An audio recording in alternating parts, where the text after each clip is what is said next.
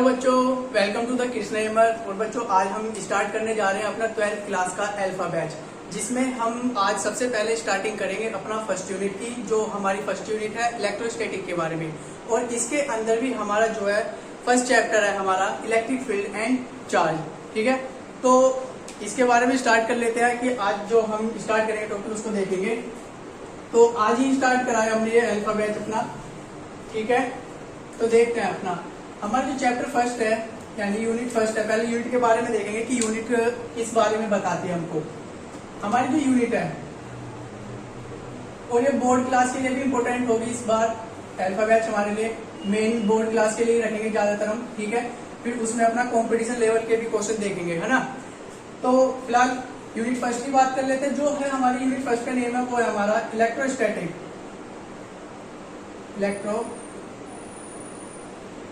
Static, जिसको हिंदी में बोलते हैं स्थिर वैद्युतिकी। स्थिर वैद्युतिकी। ठीक है, तो पहले अपने यूनिट के बारे में जान लेते हैं कि स्थिर वैद्युतिकी है क्या। भाई इलेक्ट्रोस्टैटिक क्या बताते हैं हमें, क्या है इलेक्ट्रोस्टैटिक। अब देखो यहाँ पे नॉर्मली जो है हमारा ये स्थिर वैद्युतिकी ये दो वर्डों से मिलकर बना हुआ है। एक जिसमें हमें दिख रहा होगा इलेक्ट्रो, दूसरा स्टैटिक। तो इन दोनों को लिख लेते हैं। भाई इलेक्ट्रोस्टैटिक पहले देख लेते हैं, जो हमारा यहाँ पे इलेक्ट्रो और प्लस स्टैटिक से मिलकर बन रहा है ना। फिर हम अपना सीधा जैसे जैसे हम इस यूनिट के बारे में पता कर लेंगे तो फिर हम अपना चैप्टर पे भी पहुंचेंगे ना। ठीक, जिसको यहाँ पे इलेक्ट्रो का मतलब हो गया हमारा वैद्युतिकी और ये है हमारा स्थिर। तो देखो हमें सबसे पहले अगर किसी भी चीज के बारे में जानना है तो उसके नेम से पहले हमें पता चलना चाहिए। और सारी जितनी भी डेफिनेशंस होती है मैं अपनी पुरानी वीडियो में जो हमने डाली है 9th और 10th क्लास के लिए भी, उसमें यही बताता हूँ कि अगर हम कोई भी डेफिनेशन या किसी का मीनिंग जानने की कोशिश करते हैं तो वो सब कुछ इसी के अंदर होता है। विद्युत स्थिर ये हमने पहले भी वर्ड सुन चुके हैं। तो देखो इलेक्ट्रोस्टैटिक है क्या, यानी स्थिर वैद्युतिकी है क्या हमारा। भाई ऐसी स्टैटिक्स यानी ऐसी विद्युतिकी जिसके, अब देखो भाई अगर इलेक्ट्रोस्टैटिक है, अगर कहीं पर इलेक्ट्रो यानी विद्युत है तो वहां पर दरअसल क्या होगा, चार्ज भी होगा 100% चार्ज होगा। और जब चार्ज होंगे तो वो कैसे होंगे, वो हमारा पॉजिटिव भी होगा नेगेटिव भी होगा। यानी ऐसे चार्ज किसके अंदर, विद्युत के अंदर, जो क्या हो, स्थिर हो। यानी ऐसे चार्जेस, ऐसे आवेश जो हमारे स्थिर रहते हैं उनको यानी उनके बारे में जानना वो हमारा क्या होगा, स्थिर वैद्युतिकी होगा। यानी रुके हुए चार्जों यानी रुके हुए आवेशों के बारे में जो हम पढ़ेंगे वो स्थिर वैद्युतिकी के अंदर ही पढ़ेंगे। यानी स्थिर वैद्युतिकी का मतलब क्या हुआ, स्थिर वैद्युतिकी का हमारा मतलब होता है क्या, रुके हुए चार्जों के बारे में पढ़ना। जो हमारे यानी रुके हुए चार्ज हैं उनके बारे में पढ़ेंगे। ठीक, तो यूनिट का मतलब है, या हम बोल सकते हैं जिन चार्ज का क्या हो सकता है, जो चार्ज की वेलोसिटी क्या होगी, जीरो होगी। यानी वेलोसिटी क्या होनी चाहिए, जीरो होनी चाहिए। ठीक, तो उसी को क्या बोलते हैं हम, स्थिर वैद्युतिकी बोलते हैं, जिसमें हम रुके हुए चार्ज यानी जो रुके हुए होंगे उनके बारे में पढ़ेंगे। ठीक है, तो ये हमारा यूनिट के बारे में हो गया। अब बात कर लेते हैं यूनिट फर्स्ट में जो हमारा फर्स्ट चैप्टर है उसके बारे में देखते हैं। ठीक, तो यूनिट फर्स्ट में हमारा जो फर्स्ट चैप्टर है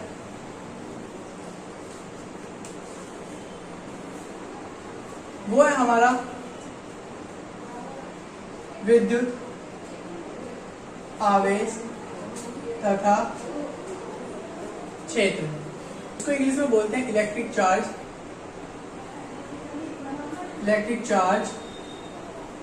एंड फील्ड। और अभी फिलहाल ना समझ लेते हैं चैप्टर के बारे में। भाई देखो बहुत बार क्या होता है कि हम पढ़ तो लेते हैं चैप्टर के बारे में, पर हमें यानी चैप्टर के अंदर की कहानी सारी पढ़ लेते हैं पर चैप्टर के बारे में नहीं पढ़ पाते। तो सबसे पहले जो भी चैप्टर है, जो भी यूनिट है, उसके बारे में जानना सबसे जरूरी है। तो फर्स्ट यूनिट इलेक्ट्रोस्टैटिक का था, तो जो समझ में आ गया हमारे। ठीक, अब देखते हैं कि विद्युत आवेश और क्षेत्र यानी इलेक्ट्रिक चार्ज और फील्ड है क्या। पहले इसके बारे में देख लेते हैं, फिर अपना स्टार्टिंग से जो यूनिट के बारे से लिखते हुए चलेंगे सीधा और इलेक्ट्रिक चार्ज तक पहुंचेंगे। ठीक, तो यहाँ पर बात करते हैं विद्युत आवेश की विद्युत आवेश है क्या भाई, यानी हम इलेक्ट्रिक चार्ज किसको बोलते हैं। सबसे पहले इसी को बारे में देखते हैं कि जो हमारा यहाँ पे इलेक्ट्रिक चार्ज है वो है क्या।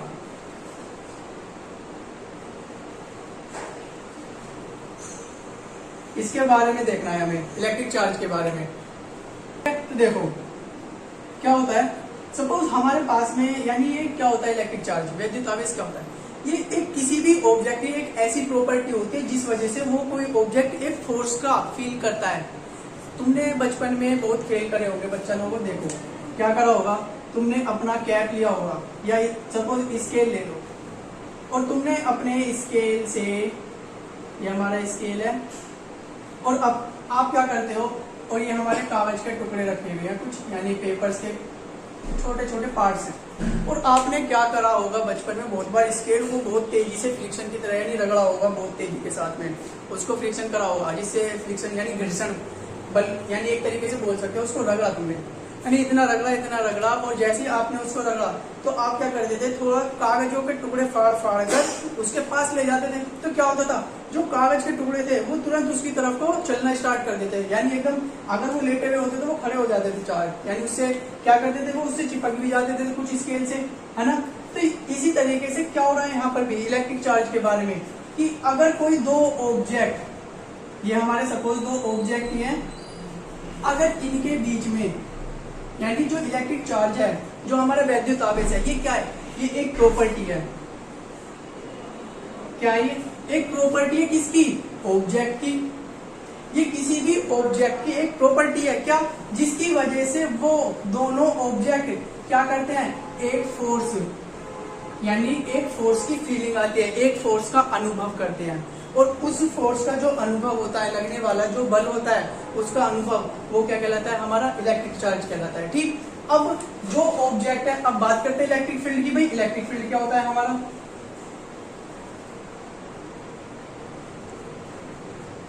भाई इलेक्ट्रिक फील्ड की बात कर लेते हैं, यानी वैद्युत क्षेत्र की, फिर स्टार्ट करेंगे इसको लिखना, पहले समझ लेते हैं, ये बस अभी हमारा चैप्टर के बारे में है कि होते क्या है। अब भाई जब ये ऑब्जेक्ट एक दूसरे पर, जैसे हमने स्केल से कागज, यानी स्केल को अपने उससे कपड़े से रगड़ना स्टार्ट करा, और क्या हुआ, कागज से क्या हुए एक तरफ, यानी कह सकते हैं कि उसकी तरफ वो खींचते चले गए। ठीक, तो इसका मतलब क्या हुआ, जब हम किसी ऑब्जेक्ट को रगड़ना स्टार्ट करा तो उसने अपने आसपास एक ऐसा फील्ड बनाया, सपोज ये फील्ड बन गया रगड़ने की वजह से इसके चारों तरफ। ठीक, अब इस फील्ड में ही क्या होगा, जैसे हम एक ऑब्जेक्ट बाहर रखा हुआ है, अब सपोज ये ऑब्जेक्ट इस फील्ड के बाहर है, तो क्या हो रहा है, इस पर कोई भी फोर्स नहीं मिल पा रहा हमें, पर जैसे ही हम इसे इसके अंदर लेके जाते हैं तो तुरंत इस पर क्या होता है, फोर्स लगने लग जाता है। तो यानी वो बाउंड्री, यानी इस ऑब्जेक्ट के, यानी जैसे हमने इसको रगड़ा तो इस पे चार्ज बन गया ना, चार्ज की वजह से तो ये एरिया बन रहा होगा जरूर, तो जैसे ही हम दूसरी वाली ऑब्जेक्ट को इसके पास लेके जाते हैं तो एक बाउंड्री ऐसी आएगी जहां से फोर्स लगना, यानी हमें एक फोर्स लगने की फीलिंग आएगी।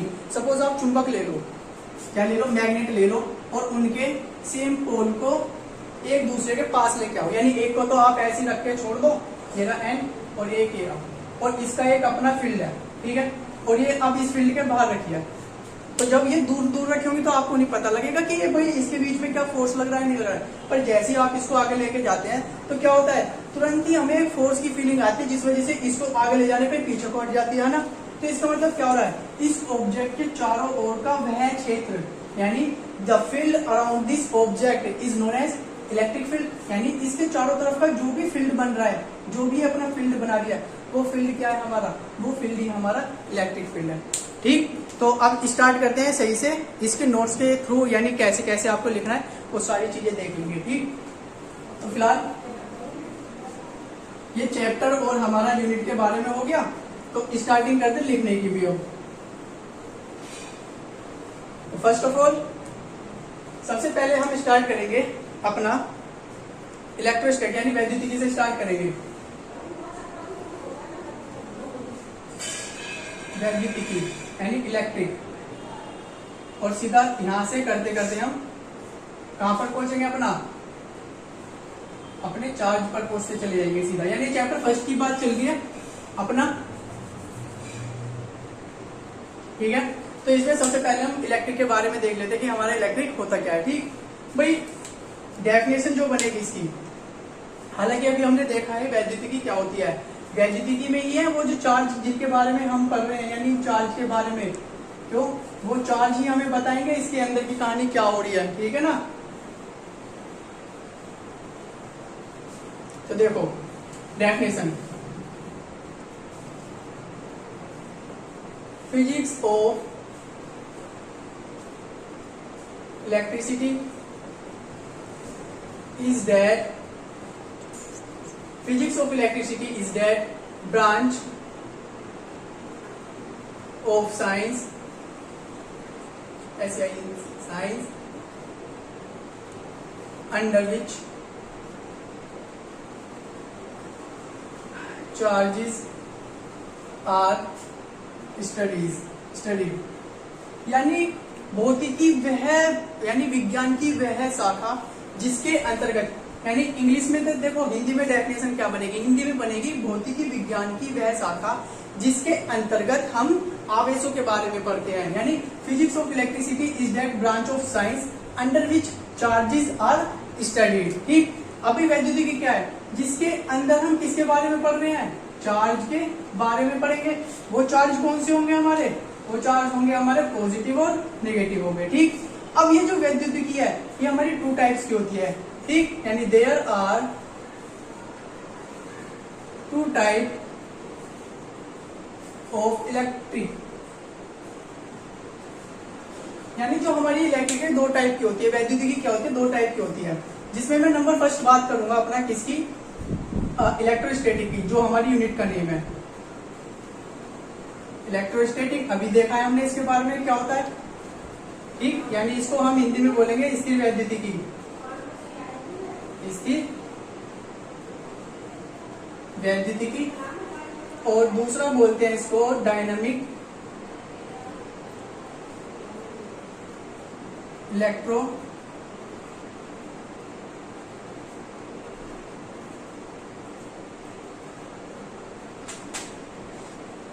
इलेक्ट्रोमैग्नेटिज्म, और इसको हिंदी में बोलते हैं हम गतिक वैद्युतिकी, गतिक वैद्युतिकी। ठीक है, यानी इसके दो टाइप होते हैं इस वैद्युतिकी, एक तो इलेक्ट्रोस्टैटिक और दूसरी होती है गतिक वैद्युतिकी। अगर मैं इसमें यहाँ तक नोट कर लिया होगा तो देखो इन दोनों की डेफिनेशन इसी से रिलेटेड होने वाली है। क्यों, क्योंकि दोनों के अंदर वैद्युतिकी आ रहा है, इलेक्ट्रिक आ रही है, पर इलेक्ट्रिक कौन कौन सी हो रही है, एक तो स्थिर है दूसरी गति का, बस इतना डिफरेंस हो जाएगा। तो मैं फिलहाल इस पॉइंट पर नोट रफ कर देता हूँ और अपना इसमें फर्स्ट हेडिंग के बारे में जो इलेक्ट्रोस्टैटिक है, स्थिर वैद्युतिकी है, उसके बारे में देखते हैं। ठीक है, तो फर्स्ट पॉइंट था इसमें हमारा कौन सा, फर्स्ट पॉइंट था हमारा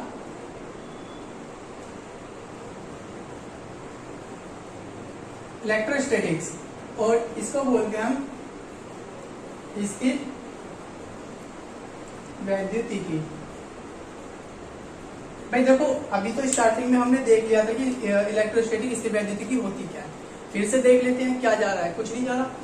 तो ऐसी वैद्युतिकी यानी विज्ञान की वह शाखा, देखो डेफिनेशन तो सीधी सीधी ये बनेगी हिंदी में कि विज्ञान की वह शाखा जिसके अंतर्गत हम स्थिर आवेशों के बारे में पढ़ेंगे, यानी physics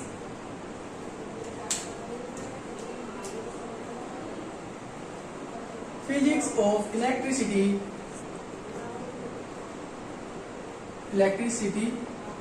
is that branch of science, या हम बोल सकते हैं ऑफ साइंस भी ले सकते हैं, ऑफ फिजिक्स भी ले सकते हैं। फिजिक्स से ले लेते हैं क्योंकि भौतिकी विज्ञान की है ना, of physics under which rest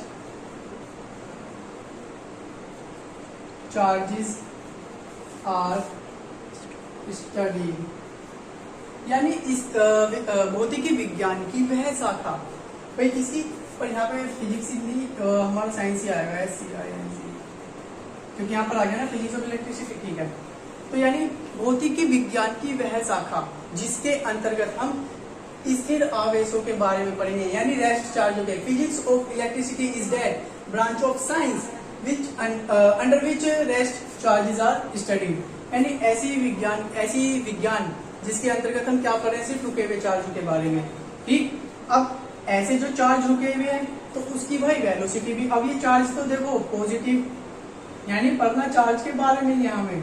ठीक है, पर ये चार्ज कैसे होंगे, रेस्ट में होंगे हमारे, कैसे होंगे, रेस्ट में होने वाले हैं। अब जब रेस्ट में होंगे तो इनकी वेलोसिटी क्या हो जाएगी भाई, फिर वेलोसिटी भी तो जीरो होगी इनकी। ठीक है ना, स्थिर का मतलब होता है रुका हुआ, वैद्युतिक का मतलब वैद्युतिकी। ठीक, अब बात करते हैं इसके दूसरे पॉइंट की। दूसरा पॉइंट क्या है हमारा? दूसरा पॉइंट है डायनामिक इलेक्ट्रोमैग्नेटिज्म, ये हेडिंग है, और हिंदी में है ये गतिक वैद्युतिकी। गतिक वैद्युतिकी भाई जैसे जैसे हम चार्ज पर पहुंचेंगे तो आपको भाई ये भी बताएं धीरे धीरे, यानी कहानी बहुत इंटरेस्टिंग आने वाली है। भाई चार्ज तो पढ़ लिया, पॉजिटिव होता है निगेटिव होता है, पर निगेटिव चार्ज कहाँ से आया, पॉजिटिव कहाँ से आया, ये तो नहीं पता होगा ना, तो इसे भी देखेंगे कहाँ से आए ये दोनों charge.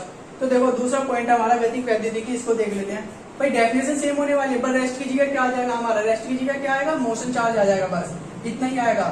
Physics of electricity is that branch of science under which motion charges are studied। यानी विज्ञान भौतिकी विज्ञान की वह शाखा जिसके अंतर्गत हम गति आवेशों के बारे में पढ़ते हैं। यानी physics of electricity is the branch of science under which motion charge are studied. तब इस केस में भाई जो चार्ज होने वाला है, यानी जो भी हमारा क्या होगा चार्ज होगा, वो कैसा होगा हमारा? वो हमारा मोशन में होगा। तब उस केस में वेलोसिटी जीरो नहीं होगी, वेलोसिटी कुछ ना कुछ उनकी आएगी ही आएगी। पर यहाँ पे भाई हमारी यूनिटी फर्स्ट क्या कह रही है? यूनिट फर्स्ट हमारी ये बोल रही है कि हमारी जो यूनिट फर्स्ट हो इलेक्ट्रोस्टैटिक है। तो पूरी यूनिट के अंदर हम सिर्फ जो भी पढ़ेंगे रुके हुए ही चार्जों के बारे में पढ़ने वाले हैं। ठीक, तो ये दोनों टाइप हो गए। अब बात करते हैं नेक्स्ट पॉइंट की अपनी, इसको मैं रफ कर रहा हूं अब।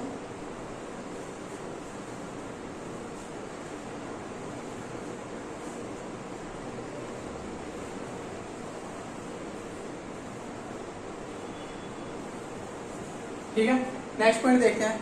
तो ये तो अपना इलेक्ट्रिक के बारे में देख लिया क्या होता है क्या नहीं होता। ठीक, अब बात करते हैं अपना नेक्स्ट टॉपिक जो हमारा चैप्टर से रिलेटेड है, आवेश के बारे में। इसको इंग्लिश में बोलते हैं हम चार्ज। भाई अभी देखा था हमने कि चार्ज क्या है? चार्ज एक प्रॉपर्टी है ऑब्जेक्ट की, है ना? प्रॉपर्टी ऑब्जेक्ट की जिसकी वजह से अदर ऑब्जेक्ट क्या कर रही है? एक फोर्स की फीलिंग ले रही है। भाई फील ले रही है बहुत ज्यादा ये हमारा ऑब्जेक्ट, इसको भी फीलिंग दे देते हैं। ठीक, तो बात करते हैं इसकी डेफिनेशन भी कर लेते हैं, फिर एग्जाम्पल के थ्रू भी देख लेते हैं क्या होगा। तो डेफिनेशन जो बनेगी ये हो गया हमारा electric charge is the property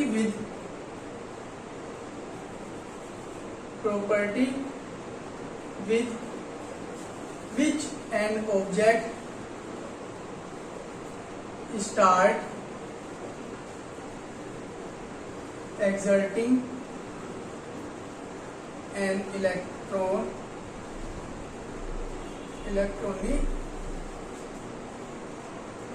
electric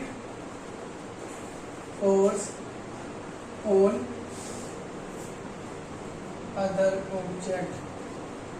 यानी क्या है? ये किसी वस्तु का गुण है जिसकी वजह से कोई दूसरी वस्तु एक बल का अनुभव करती है, या कोई किसी जिसके कारण एक वस्तु दूसरी वस्तु पे बल आरोपित करती है। भाई अब ये फोर्स की तो बात हो गई, भाई ये फोर्स की हो रही है, यानी क्या हो रहा है? एक फोर्स लग रहा है इलेक्ट्रिक फोर्स, हमारा वैद्युत बल लग रहा है। पर ये इलेक्ट्रिक फोर्स होगा कैसा? ये जो इलेक्ट्रिक फोर्स है, ये हमारा इलेक्ट्रिक फोर्स दो टाइप का है यहाँ पर। या तो हो सकता है भाई उसके बीच में रिपल हो रहा हो, रिपल्सन फोर्स हो, है ना? Repulsion force. दूसरा क्या होगा? Attraction force. भाई इन दोनों में से कोई ना कोई एक ही फोर्स वर्क कर रहा होगा। फॉर एग्जाम्पल अपना चुंबक उठा लो, अगर सेम पोल लाओगे तो क्या करेगा भाई? रिपल कर देगा।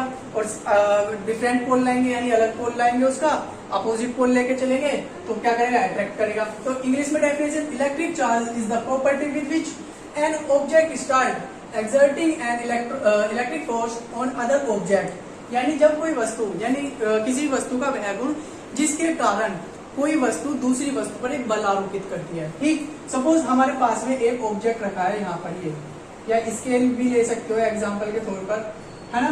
अब क्या हो रहा है, अब जैसे ये हमें नहीं पता इस पे चार्ज है नहीं, पर हमने क्या करा, एक दूसरी ऑब्जेक्ट को इसके पास लेके गए भाई, पर ये है चार्ज होना जरूरी है उस पर, तभी तो पता लगेगा कि चार्ज होता क्या है, यानी उसमें कुछ ना कुछ इलेक्ट्रॉन्स या प्रोटॉन्स वगैरह होने चाहिए उसके अंदर। तो क्या होगा, जैसे यानी वो क्या है, हमारे इस ऑब्जेक्ट की क्या है प्रॉपर्टी है, वो एक क्या है प्रॉपर्टी है किसकी, इस ऑब्जेक्ट की। कैसी प्रॉपर्टी है कि अगर हम किसी दूसरी ऑब्जेक्ट को इसके पास लेके जाए तो ये क्या करती है, एक फोर्स। अब वो फोर्स कैसा हो सकता है हमारा, वो फोर्स हो सकता है या तो हमारा अट्रैक्शन हो सकता है, या कौन सा हो सकता है दूसरा, रिपल्सन। रिपल्सन फोर्स, यानी या तो अट्रैक्ट कर सकता है या हो सकता है रिपल्सन कर सकता है। तब इस केस में ये जो प्रॉपर्टी है, यानी इस ऑब्जेक्ट की प्रॉपर्टी है जिसकी वजह से क्या हो रहा है, दूसरी ऑब्जेक्ट एक फोर्स की फीलिंग ले रही है, एक फोर्स का अनुभव करती है, तो वो क्या होगा, वो हमारा चार्ज कहलाएगा। ठीक है, फॉर एग्जाम्पल आप क्या करते हो, स्केल से जब रगड़ते हैं, यानी स्केल, अरे स्केल छोड़ो, एग्जाम्पल के तौर पर मैं ऐसे ही लिखने की जरूरत नहीं इसको, यानी जब हम किसी स्केल को रगड़ेंगे, तेज तेज रगड़ेंगे तो क्या होगा, और थोड़े से कागज को तोड़ के रख लो तो कागज तुरंत उससे अट्रैक्ट हो जाएंगे। या सर्दियों में आप क्या करते हो, अपने टोपे को, अपना जो कैप लेके जाते हो ठंड में यानी ओढ़ के जाते हो, तो आप उसको जैसे घुमाना स्टार्ट करोगे तो कागज को फिर से इस तरीके से रखोगे तो क्या करेंगे, सारे कागज टोपे यानी कैप के अंदर हो जाते हैं। तो वो भी एक इसका एग्जाम्पल ले सकते हैं हम चार्ज का। ठीक, तो ये हमारी चार्ज की डेफिनेशन हो गई और एग्जाम्पल के थ्रू भी हमने समझ लिया। अब देखो चार्ज की कहानी, यानी अब नॉर्मली देखो आपको लग रहा होगा कि चार्ज पढ़ा दिया तो मैं सीधा सीधा फॉर्मूला बात कर सकता हूँ, Q बराबर N इसकी, है ना। फिलहाल अभी इसकी बात नहीं करेंगे, फिलहाल हम यहाँ पे जो फॉर्मूला लेके चलेंगे चार्ज का, वो हम अपने इलेक्ट्रिक की, उसके इलेक्ट्रिक के ड्यू की वजह से लेके चलेंगे। तो यहाँ पर हम फॉर्मूला जो होगा इलेक्ट्रिक चार्ज के बारे में, वो क्या होगा, वो होगा हमारा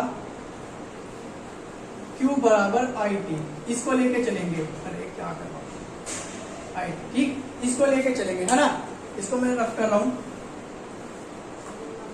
जहां पर Q क्या है हमारा, Q क्या है, ये हमारा चार्ज यानी आवेश है। दूसरा क्या है हमारा I, ये क्या है हमारा करंट, धारा, इलेक्ट्रिक करंट है ना भाई।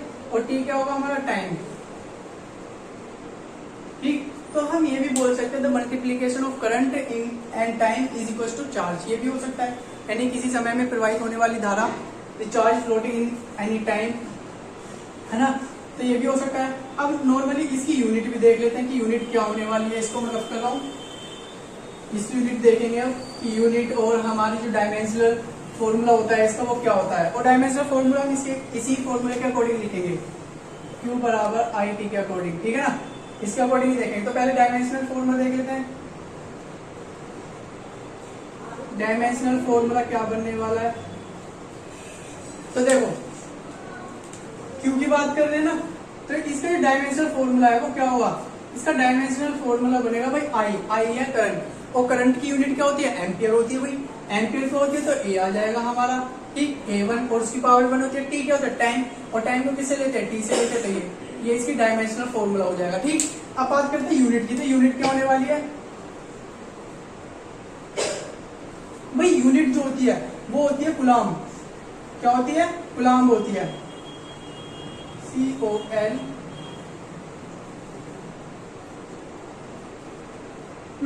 स्पेलिंग देखते हैं इसकी, चलो ये गलत हो गया, COULAM, ये होती है यूनिट। ठीक, अब यहाँ पे जो इसकी सबसे बड़ी यूनिट होती है, यानी सबसे बड़ी यूनिट तो नहीं बोल सकते, पर हाँ एक कूलम तो इसने बता दिया, पर 1 कूलम की इसमें जो सबसे मैक्सिमम होती है ना, वो होती है हमारी फैराडे। क्या होती है, फैराडे, इंग्लिश में भी यही लिखा जाएगा फैराडे। तो यहाँ पर जो 1 फैराडे है, यानी 1 फैराडे है, वो हमारा बराबर होता है 96500 कूलम के इक्वल। ये इतना होता है कि 1 फैराडे इतने कूलम के इक्वल होता है।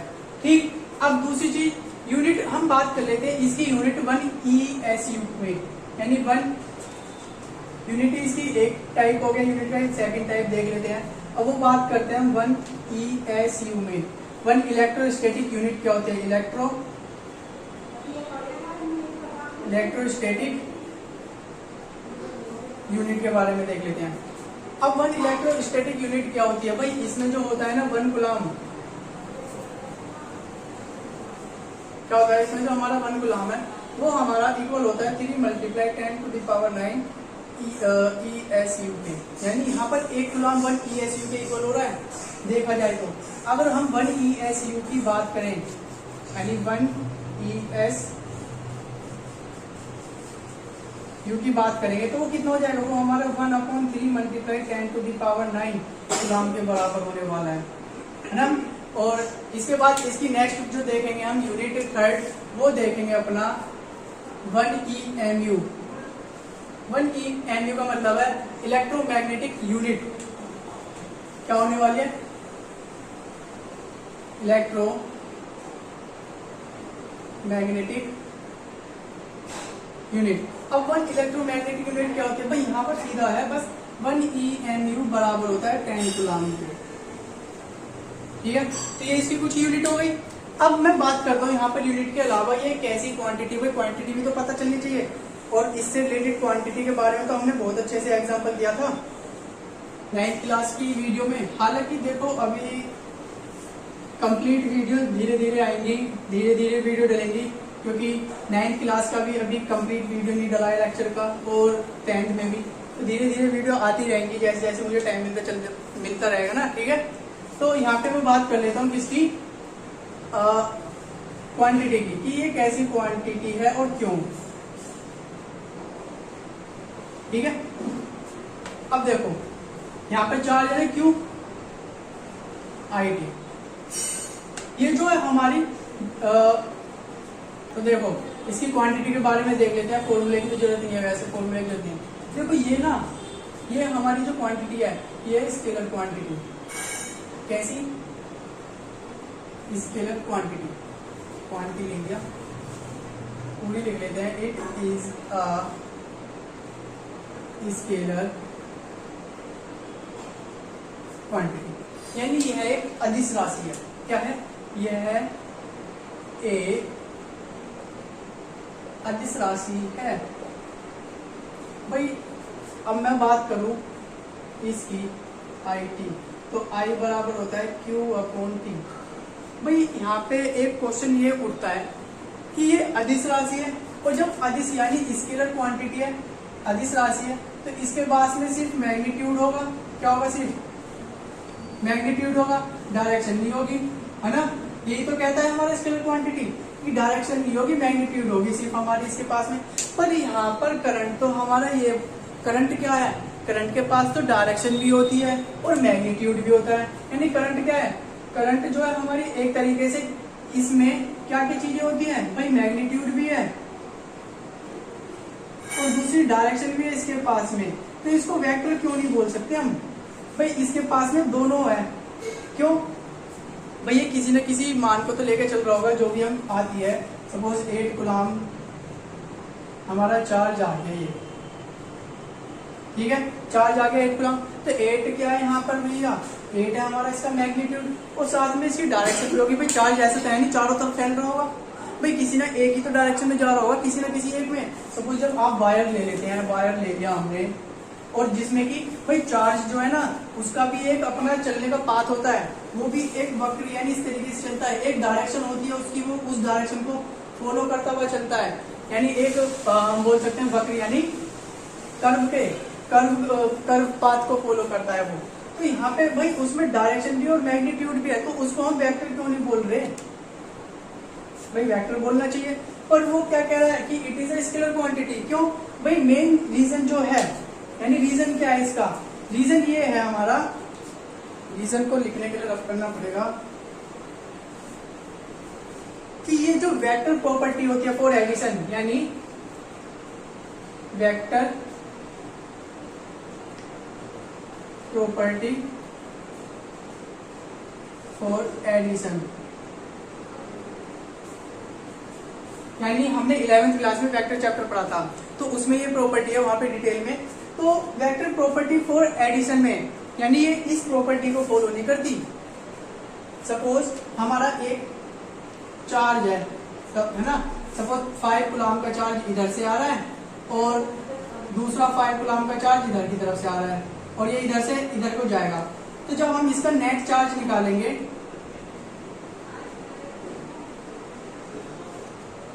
यानी 5 चार्ज इधर से आ रहा है, 5 अब देखो दोनों अपोजिट आ रहे हैं, उस हिसाब से जो मैं इसका क्या करेंगे हम इसका फाइनल यानी रिजल्ट निकालेंगे तो वो क्या होना चाहिए 10 होना चाहिए।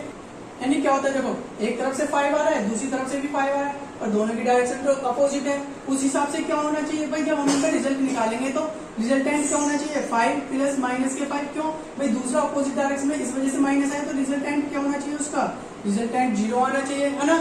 पर यहाँ पर रिजल्टेंट 0 नहीं आता, तब इस केस में जब हम यहाँ टोटल चार्ज निकालते हैं, कुल चार्ज यानी कुल आवेश निकालते हैं, टोटल चार्ज निकालते हैं तो वो हमारा 10 आ जाता है 10 कूलम, जिस वजह से क्या हुआ ये इस वेक्टर प्रॉपर्टी के लिए फॉलो नहीं हो पाती। हालांकि वेक्टर के केस में दूसरे तरीके से होगा, वो हमारा इस तरीके से होता है। ये अगर ये A वेक्टर है और ये हमारा सपोज B वेक्टर है तो ये A माइनस B वेक्टर होता है, तो ये इस कंडीशन को फॉलो नहीं कर पाता है ना। हो सकता है A माइनस B होता है, कंफ्यूजन है इसमें, थोड़ा सा भी देखेंगे बाद में।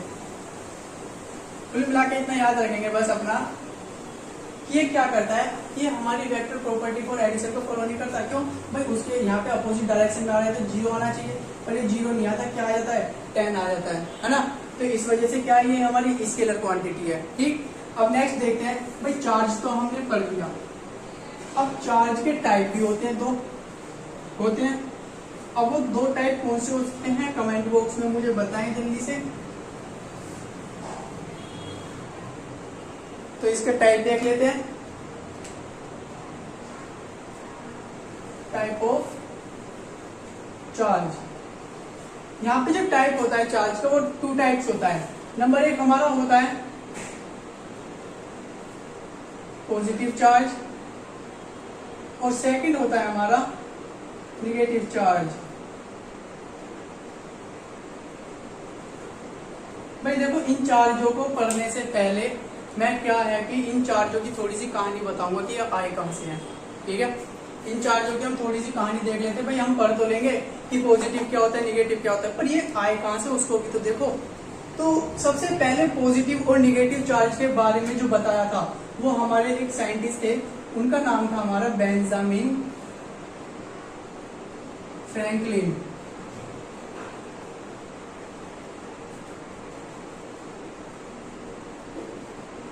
बेंजामिन फ्रैंक, भाई हो सकता है स्पेलिंग मिस्टेक को थोड़ा देख लेना है ना। यानी बेंजामिन फ्रैंकलिन थे जिन्होंने सबसे पहले पॉजिटिव और निगेटिव के बारे में बताया। भाई अब बताया कैसे इन्होंने कि हाँ ये पॉजिटिव था निगेटिव था, तो इसके लिए इन्होंने एक एक्सपेरिमेंट करा था। क्या करा था एक्सपेरिमेंट करा।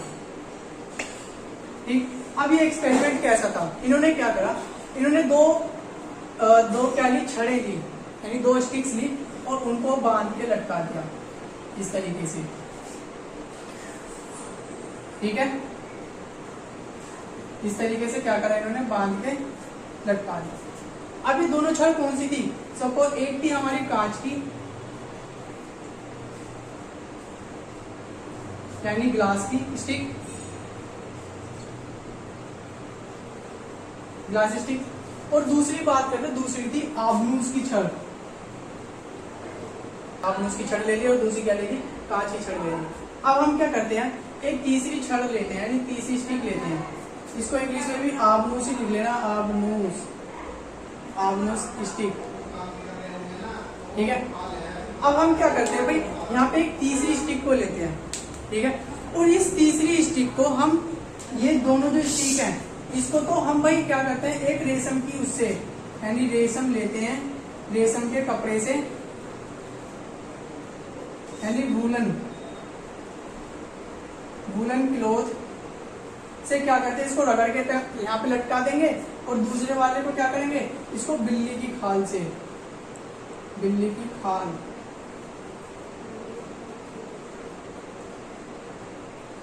इसको बिल्ली की खाल से रगड़कर यहाँ पे टांग देंगे, यानी बिल्ली की खाल को हम लिख सकते हैं स्किन ऑफ कैट, है ना। इसकी खाल से रगड़कर टांग देंगे यहाँ पर। तो हमने दोनों को टांग दी। अब ये तीसरी स्टिक भी क्या करते हैं, हम इस तीसरी स्टिक को रेशम के कपड़े से क्या करते हैं, चार्ज करते हैं रगड़कर, रेशम के कपड़े से, यानी वूलन क्लॉथ से, वूलन क्लॉथ से रगड़ते हैं इसको, ठीक। अब जैसे वूलन क्लॉथ से हम इसको रगड़ेंगे तो भाई देखो यहाँ पर हमने अभी पीछे देखा था चार्ज में क्या हो रहा था, यानी प्रॉपर्टी नहीं, हमने एग्जांपल देखा था एक चुंबक का, अगर उसमें सेम पोल पास रहेंगे तो रिपल करेगा, पर जैसे ही अपोजिट पोल लेके आएंगे तो क्या करेगा, अट्रैक्ट करेगा, है ना। तो हम ऐसे ही क्या करते हैं, जैसे ही हमने इसको भी किससे, वूलन क्लॉथ से यानी रेशम के कपड़े से टांग दिया रगड़कर, और इसको बिल्ली की खाल से यानी स्किन ऑफ कैट से रगड़ के टांग दिया, तो हम जो थर्ड वाली जो हमारी क्या है स्टिक है, उसको भी वूलन क्लॉथ से रगड़ के टांग दे लेके चलते हैं। तो जैसे ही हम इस वूलन क्लॉथ से रगड़ी हुई स्टिक को इसके पास लेके जाते हैं, जो सेम उसी उससे रगड़ी हुई है वूलन क्लॉथ से, है ना, तो वो क्या करती है, इसको रिपल करती है, क्या करती है, रिपल करती है, यानी प्रतिकर्षित करती है, इसको आकर्षित कर दिया, क्या करती है, प्रतिकर्षित करती है। और जैसे ही इसके पास लेके जाते हैं इसको, यानी इसी को वूलन से जो है ये वूलन वाली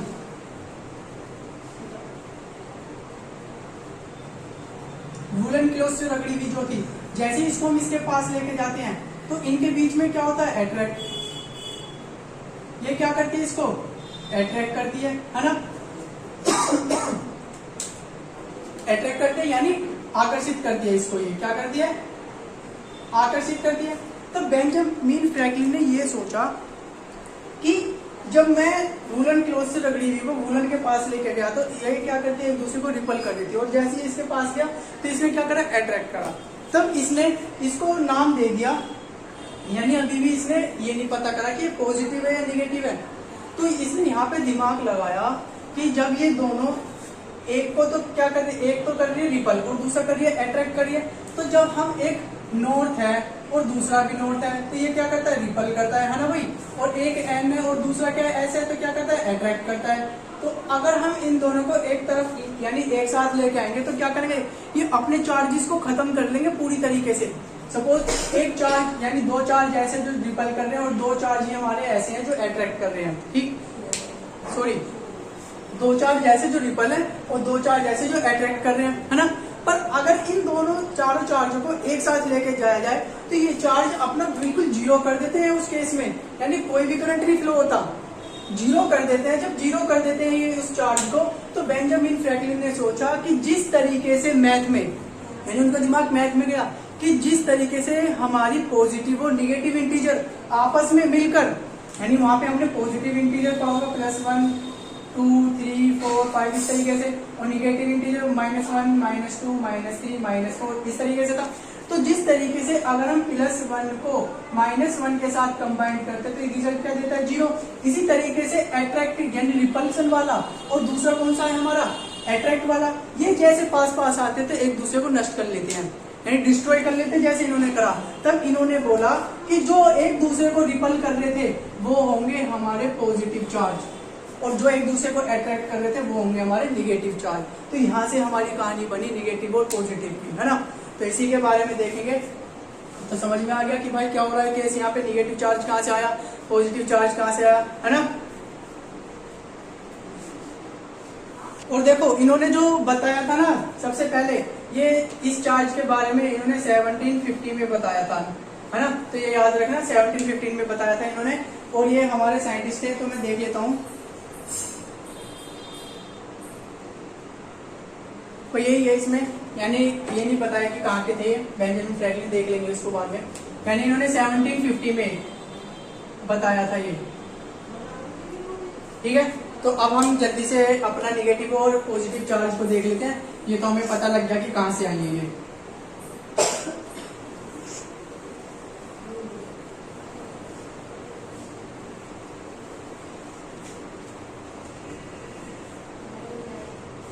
ठीक है, तो इसका फर्स्ट पॉइंट डाल दिया, टाइप ऑफ चार्ज में हमारा पॉजिटिव चार्ज। यानी धनात्मक आवेश। इसका एग्जांपल के थ्रू समझे पहले। सपोज एक ऑब्जेक्ट है हमारा एक, और इस पर दोनों टाइप की चार्जेस हैं, यानी पॉजिटिव भी नेगेटिव भी। ठीक, अगर यहाँ पर इलेक्ट्रॉनों की कमी होती है, सपोज यहाँ पर इलेक्ट्रॉन की क्या हो गई, कमी हो गई। ठीक, अब जैसे इलेक्ट्रॉन का यहाँ पे क्या होगा, हमारा कमी होगा, तो तुरंत ही क्या होगा, तो जो इलेक्ट्रॉन्स यहाँ पर होंगे वो पॉजिटिव के साथ मिलकर डिस्ट्रॉय कर लेंगे, तब जो ऑब्जेक्ट बचेगा उस पर कैसे चार्ज होगा, हमारा पॉजिटिव होगा। तो इसी वजह से पॉजिटिव चार्ज बन गया। तो यहाँ पर डेफिनेशन भी क्या बनेगी, इसी से बनने डेफिनेशन बनेगी, the charge generated due to lack of electrons is called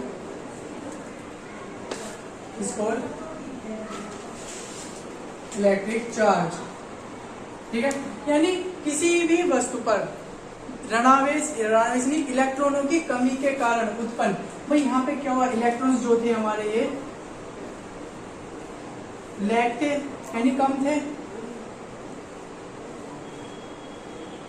तो इनकी लेस यानी लेस कम मात्रा में होने की वजह से यहाँ पे पॉजिटिव चार्ज ज्यादा हुआ, जिसमें से जो निगेटिव थे उन्होंने पॉजिटिव के साथ मिलकर आपस में एक दूसरे को नष्ट कर लिया, डिस्ट्रॉय कर लिया, तो बचे हुए चार्ज क्या बना, पॉजिटिव। ठीक, तो the charge generated due to the lack of electrons is called electric charge नहीं पॉजिटिव चार्ज। इलेक्ट्रिक कहां से आ गया, और पॉजिटिव चार्ज है ना।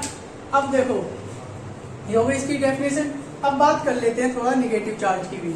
तो निगेटिव चार्ज में क्या होगा, थोड़ी सी भाई इसी में चेंज होगा, वह हेडिंग चेंज कर लेते हैं, तो यहीं पे ही थोड़ा डिफरेंस हो जाएगा। सेकंड हेडिंग है हमारा निगेटिव चार्ज, यानी मेरी यानी बोल रहा हूँ मैं भी, राजस्थानी पहुंच गया था मैं भी, ऋणात्मक आवेश। हम माफ करिए, तो देखो अब यहाँ पे क्या डेफिनेशन बनेगी, यहाँ पे डेफिनेशन बनेगी the charge generated due to excess, यानी यहाँ पर क्या हो जाएगा, एक्सिस, एक्सिस की स्पेलिंग बोल रहा हूं मैं,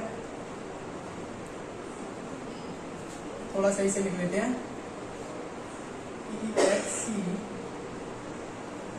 axis, axis of electron is called positive charge. Positive की जगह क्या हो जाएगा हमारा, निगेटिव। भाई इतना डिफरेंस होगा, यानी किसी वस्तु पर ऋणावेशों की यानी इलेक्ट्रॉनों की अधिकता के कारण, यहाँ पे क्या बोला गया है। अब एग्जांपल देखो, एग्जांपल समझेंगे, एग्जांपल के थ्रू देखेंगे इसको। सपोज ये एक ऑब्जेक्ट और ये दूसरा वाला बात की बात करेंगे, इस पर हमारे दोनों ही चार्जेस हैं। अब यहाँ पे क्या हो रहा है, यहाँ पर जो इलेक्ट्रॉन्स है ये हमारे, भाई इलेक्ट्रॉन का तो निगेटिव ही चार्ज होगा ना, तो यहाँ पर दिख रहा होगा अब इलेक्ट्रॉन बहुत ज्यादा क्वांटिटी में हमारे, है ना। तो इस केस में क्या होगा, जो भी पॉजिटिव चार्ज होंगे हमारे यहाँ पर, वो क्या करेंगे, वो पॉजिटिव चार्ज निगेटिव के साथ जाके डिस्ट्रॉय कर लेंगे, जितने भी होंगे ये सब क्या कर लेंगे, आपस में जाके डिस्ट्रॉय एक दूसरे को। तब इस केस में जो हमारा ऑब्जेक्ट बचेगा वो किसके साथ बचेगा, वो हमारा इलेक्ट्रॉन्स के साथ बचेगा, और इलेक्ट्रॉन पर चार्ज कैसा हो जाएगा, हमारा निगेटिव होगा। तो वो उस केस में हमें प्राप्त होने वाला यानी जो भी हमें चार्ज मिलेगा वो कैसा होगा, वो होगा हमारा निगेटिव चार्ज होगा। यानी किसी वस्तु पर इलेक्ट्रॉनों की अधिकता के कारण उत्पन्न आवेश को ऋणावेश कहते हैं। और धनात्मक में क्या बन रहा था कि किसी वस्तु पर उत्पन्न इलेक्ट्रॉनों की कमी के कारण उत्पन्न आवेश को धनावेश बोलते हैं। यानी the charge generated due to excess of electron is called negative charge, और पॉजिटिव में बनना था the charge generated due to lack of electrons is called negative charge. ठीक, तो ये हमारी चार्ज की कहानी होगी। अब यहाँ पे क्या होता है, यहाँ पे दो चीज और है हमारी, जिसमें क्या होता है, सेम नेचर के जो होंगे हमारे, ये तो सभी को पता होगा कि सेम नेचर के जो चार्ज होते हैं, यानी समान प्रकृति के, इतना तो हिंदी वाले समझ जाएंगे, समान प्रकृति के जो चार्ज होंगे वो एक दूसरे को क्या करेंगे, हमेशा रिपल करेंगे। और जो अपोजिट नेचर के होंगे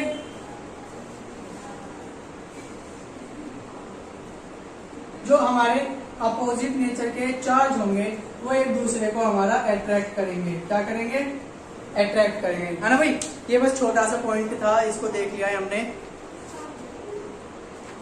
हालांकि और कुछ अभी है नहीं। तो I hope you will like this video, और कि आपको ये पसंद आई होगी और समझ में भी अच्छे से आया होगा। अगर कोई भी टॉपिक आपको अच्छे समझ में आए तो प्लीज कमेंट बॉक्स में टाइप करके मुझे बताएं, कि मैं उसको दोबारा से आपको यानी नेक्स्ट वीडियो हो सकता है दोबारा से कंफर्म कराऊं। ठीक, तो thank you so much for watching this video. I hope you will like this video.